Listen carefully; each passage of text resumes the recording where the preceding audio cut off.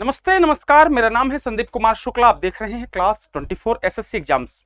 जैसा कि आपको मालूम है कि एसएससी जेई का पेपर हो रहा है और एसएससी जेई का जो पेपर हुआ है 14 नवंबर को, 14 नवंबर को शिफ्ट टू में उसके जो क्वेश्चंस हैं, हमें जो छात्र हैं, जो हमारे स्टूडेंट्स हैं, वो गए हैं पेपर देने। उन्होंने बताया है व्हाट्सएप के माध्यम से, फेसबुक, इंस्टाग्राम, टेलीग्राम के माध्यम से, यूट्यूब में कमेंट करके, या हमारे जो कॉलिंग नंबर्स हैं उनमें कॉल करके जो हमारे छात्रों ने बताया है कि एसएससी जेई का जो सेकंड शिफ्ट का 14 नंबर का पेपर था उसमें कौन से क्वेश्चंस आए हैं, तो वो सारे क्वेश्चंस हम आपके लिए लेकर आ गए हैं आपको बताने के लिए।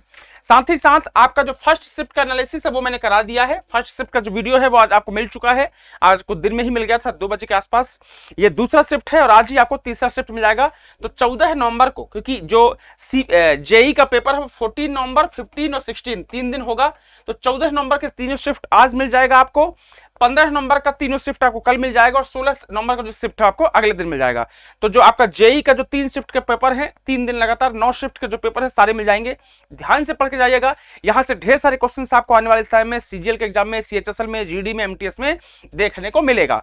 उसी तरीके से अभी हाल ही में हमने सीपीओ का एनालिसिस कराया था। ढेर सारे ऐसे क्वेश्चन सीपीओ में थे जो आने वाले समय में आपको सीजीएल, सीएचएसएल, एमटीएस, जेई में मिलने वाले हैं। चलिए तो शुरू करते हैं। वीडियो लाइक जरूर कर दीजिएगा, चैनल में नए हैं तो चैनल को सब्सक्राइब जरूर कर देंगे। एसएससी के ऑल एग्जाम की तैयारी यहां पर इस चैनल में कराई जाती है। इसके अलावा अगर आप किसी स्टेट या रेलवे की भी तैयारी कर रहे हैं तो भी आप इस चैनल को सब्सक्राइब कीजिए। यहां पर जो क्लासेस हो रही हैं वो आपके सारे एग्जाम्स के लिए इंपॉर्टेंट हैं। तो स्टार्ट करते हैं। 14 नवंबर को जो एसएससी जेई का पेपर हुआ था सेकंड शिफ्ट में, उसके क्वेश्चंस हैं वो करते हैं। पहला क्वेश्चन था देवपाड़ा अभिलेख का संबंध किससे है। तो जो देवपाड़ा अभिलेख है इसका संबंध किससे है, बिल्कुल सिंपल है, विजय सेन से है। ये क्वेश्चन जनरली एग्जाम में नहीं देखा जाता, बहुत ही कम ये क्वेश्चन मैंने एग्जाम में देखा है, तो हो सकता है कि आप में से कई बच्चों ने इस क्वेश्चन को गलत कर दिया होगा। वीडियो लाइक, वीडियो शेयर जरूर कर देंगे।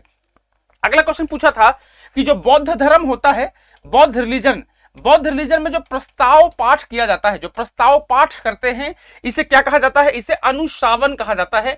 यकीन मानिए ये क्वेश्चन भी बहुत ही कम बच्चों ने सही किया होगा, क्योंकि बौद्ध रिलीजन से ऐसे क्वेश्चन कम पूछता है। तो बौद्ध रिलीजन में जो प्रस्ताव का पाठ किया जाता है उन्हें अनुशावन कहा जाता है। अगर आप में से जो बच्चे मेरी 11 बजे वाली क्लास देखते होंगे, सुबह हिस्ट्री वाली क्लास, हिस्ट्री में जितने टॉपिक मैंने अभी तक वहां पे कराया है, उन टॉपिक से अगर कोई क्वेश्चन एग्जाम में आया है तो मैं लिख के दे सकता हूं, हमारी क्लास के बाहर नहीं गया होगा। 11 बजे हिस्ट्री की क्लास लेता हूं, 3 बजे ज्योग्राफी, 6 बजे पॉलिटी। अभी एनालिसिस चल रहा है, इस कारण से क्लास रुकी है। जैसी एनालिसिस कंप्लीट हो जाएगा जेई का और स्टेनो का, तुरंत क्लास स्टार्ट हो जाएगी। इसका मतलब है कि मंडे से हमारी क्लास रेगुलर हो जाएगी, ठीक है। उसके बाद नया क्वेश्चन क्या था, अगला सवाल था कि जो प्रतिहार वंश है, प्रतिहार वंश, इसका वास्तविक संस्थापक कौन है। वास्तविक, ध्यान रखिएगा, क्वेश्चन में वास्तविक पूछा था। और याद रखना, अगर नॉर्मल बात करेगा तो प्रतिहार वंश का, गुर्जर प्रतिहार वंश का संस्थापक हरिश्चंद्र है, बट अगर वास्तविक की बात करेगा, रियल की बात करेगा, तो आंसर क्या हो जाएगा, इसका आंसर हो जाएगा नागभट्ट। क्या हो जाएगा, नागभट्ट। ये क्वेश्चन भी मुझे लगता है कुछ बच्चों ने गलत कर दिया होगा, क्योंकि जनरली हम क्या करते हैं कि प्रतिहार वंश का संस्थापक हरिश्चंद्र है, याद करके जाते हैं, बट यहां पर वास्तविक संस्थापक पूछा था, रियल फाउंडर पूछा था, आंसर नागभट्ट हो जाएगा। अगला सवाल क्या पूछा था आपसे, अगला सवाल पूछा था कि गुरु तेग बहादुर जी की हत्या किसने की थी। तो जो गुरु तेग बहादुर जी हैं, इनकी हत्या किसने की थी, ये आसान क्वेश्चन है, जनरली एग्जाम में पूछा जाता है, औरंगजेब ने की थी। अगला क्वेश्चन था कि टीपू सुल्तान कहां का शासक था। तो ये क्वेश्चन भी आसान है, जनरली आपको पता होगा, ये क्वेश्चन इजी क्वेश्चन है। टीपू सुल्तान मैसूर का शासक था, आसान है। अगला सवाल था इंडियन ओपिनियन पत्रिका, इंडियन ओपिनियन जो पत्रिका है किससे संबंधित है, महात्मा गांधी से। ये क्वेश्चन भी इजी है, कई एग्जाम्स में लगातार ये सवाल पूछा गया है। नेक्स्ट क्वेश्चन पूछा था बैफिन आइलैंड कहां पे है। मैं उम्मीद करता हूं ये क्वेश्चन भी आपने कर ही लिया होगा।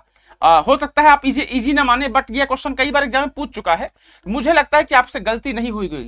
बैफिन आइलैंड कनाडा में है, आसान क्वेश्चन के सीरीज में रखा जाएगा इसको।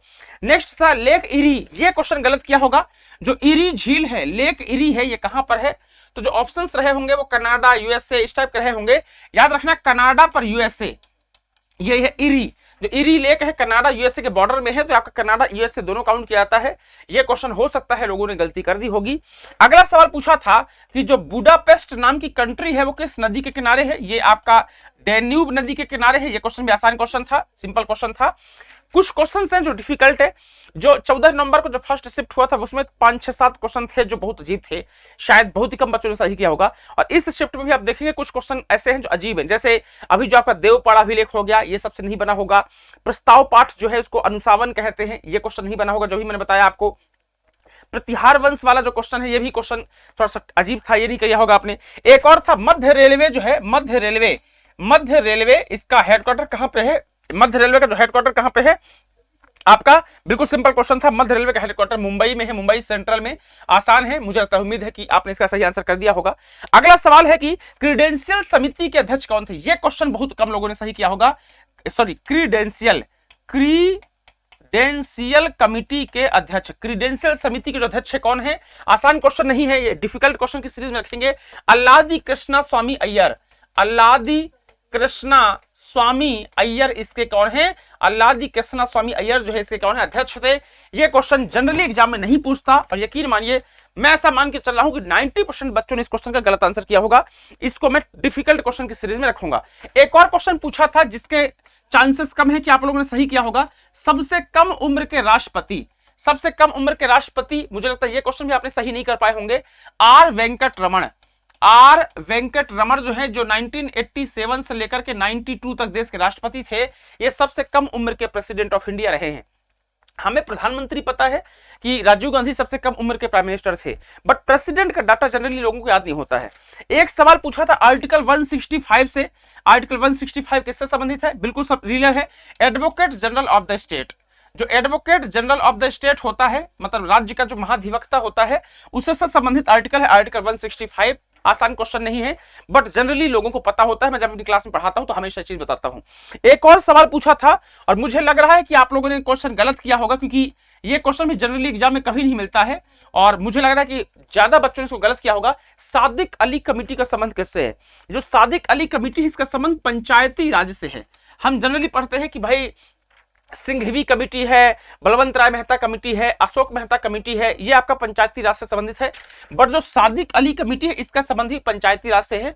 ये क्वेश्चन भी मुझे लग रहा है शायद गलत कर दिया होगा आप लोगों ने। अगला सवाल पूछा था, ये बड़ा खतरनाक क्वेश्चन है, बहुत ही कम बच्चों ने किया होगा। 15वां संविधान संशोधन, 15वां संविधान संशोधन मैंने संविधान संशोधन वाली क्लास में कराया था कि जो 15th नंबर का कॉन्स्टिट्यूशनल अमेंडमेंट है 1963 का, ये किससे संबंधित है?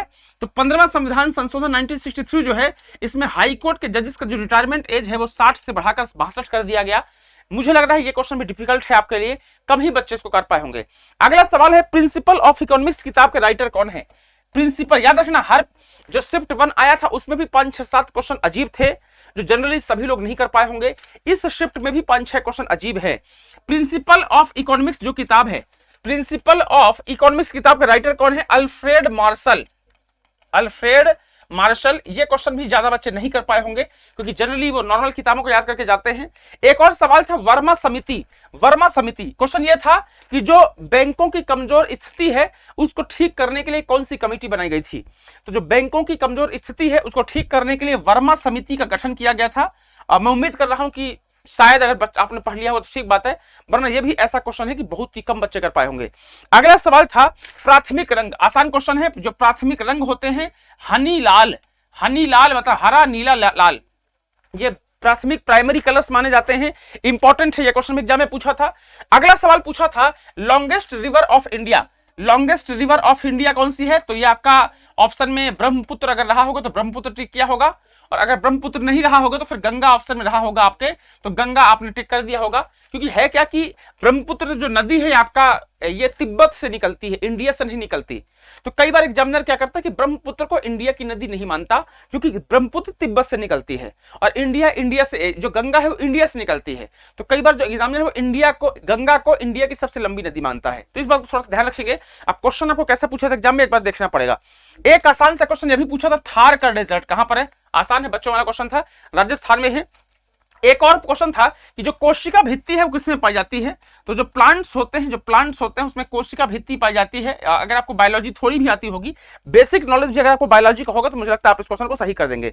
एक और सवाल था SI unit of current, current का जो एसआई यूनिट है वो एम्पियर है। आसान क्वेश्चन है, मुझे लगता है कि शायद ही कोई बच्चा होगा जिसने इसको गलत किया होगा।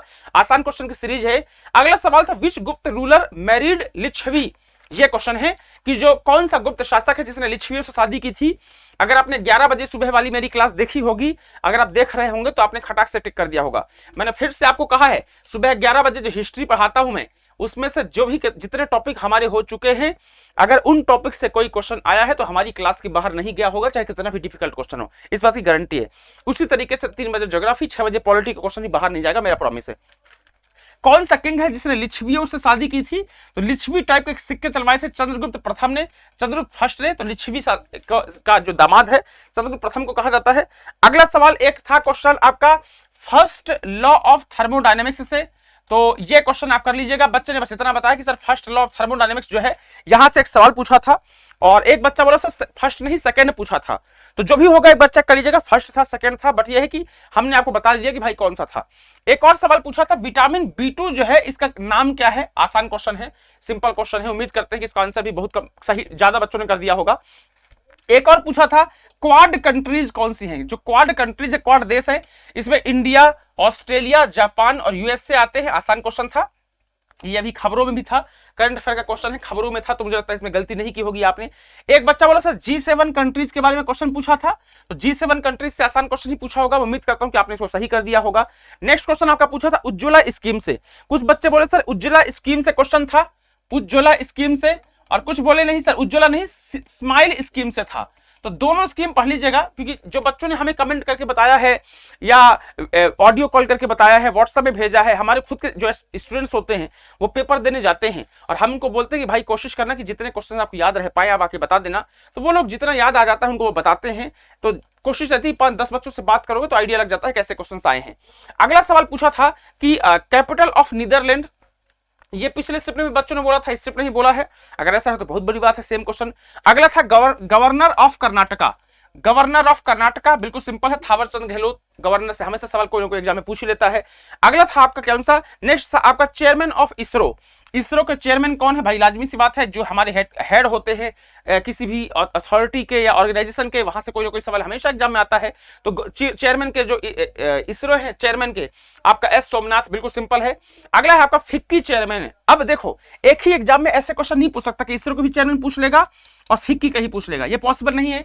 बट बच्चों ने बोला कि कुछ बच्चे बोले सर फिक्की पूछा है, कि कुछ ने इसरो बोला है, कोई दिक्कत नहीं, हो सकता है फर्स्ट सेकंड में कंफ्यूजन रहा होगा, बट हमारी ड्यूटी है कि अगर बच्चों ने बोला तो हमको बता दें, ताकि कोई भी क्वेश्चन छूटे ना हमसे।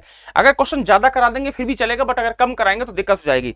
अगला सवाल क्या पूछा था? नेक्स्ट सवाल आपसे पूछा था हु डिस्कवर्ड एटीएम मशीन, ये आसान क्वेश्चन था, एटीएम मशीन की डिस्कवरी किसने की? मुझे लगता है आप लोगों ने आसानी से कर दिया होगा। नेक्स्ट क्वेश्चन बच्चों ने कहा सर नोबेल प्राइज से क्वेश्चन आया था, इस बार का जो नोबेल प्राइज है उससे क्वेश्चन पूछा था, लाजमी सी बात है, हमेशा नोबेल प्राइज से कोई ना क्वेश्चन एग्जाम में आता ही आता है, कोई बहुत बड़ा ये आश्चर्यजनक वाली बात नहीं है कि नोबेल प्राइज से क्वेश्चन पूछा है। एक बच्चे ने कहा सर अर्थशास्त्र की किताब जो है, अर्थशास्त्र जो किताब है किसने लिखी है? ये क्वेश्चन पूछा था, कौटिल्य अर्थशास्त्र नाम की किताब लिखी है, आसान क्वेश्चन है, मुझे लगता है कि दिक्कत नहीं है। एक और था कि in any circuit current is detected by, तो कोई भी सर्किट में जो करंट डिटेक्ट किया जाता है वो अमीटर के माध्यम से किया जाता है, फिजिक्स का क्वेश्चन है, आसान क्वेश्चन है, क्लियर है। तो ये क्वेश्चन जो आप लोगों ने हमें बताया था, जो आपका एसएससी जेई का सेकंड शिफ्ट है, जो एसएससी जेई का जो हमारा पेपर है जो सेकंड शिफ्ट में हुआ है 14 नवंबर को, वो क्वेश्चन हमने आपको बता दिया है। ये क्वेश्चन 14 नवंबर के सेकंड शिफ्ट में आए थे। फर्स्ट शिफ्ट का ऑलरेडी मैं आपको बता चुका हूं, थर्ड शिफ्ट का आज आपको रात तक वीडियो मिल जाएगा, आप तीनों वीडियो देख लीजिएगा। फिर से बोल देता हूं ये क्वेश्चंस बहुत इंपॉर्टेंट है, यहां से सीधे कोई ना कोई क्वेश्चन आपको सीजीएल में देखने को मिलेगा, जीडी में, सीएचएसएल में, एमटीएस में देखने को जरूर मिलेगा। तो ये वीडियोस ध्यान से देख लीजिएगा, सारे के सारे वीडियोस देख लीजिएगा। अभी हमने सीपीओ का एनालिसिस कराया था, अभी ये जेई चल रहा है, उसके बाद 17-18 को हम स्टेनो का एनालिसिस कराएंगे, उसके बाद हम सीजीएल और सीएचएसएल, जीडी, एमटीएस के सारे एनालिसिस कराएंगे। सारे वीडियोस देखिए, अच्छे से वीडियो देखिए, तरीके से पढ़ाई कीजिए, मन लायक पढ़ाई कीजिए। मिलते हैं अगले वीडियो में, तब तक के लिए बाय बाय, टेक केयर।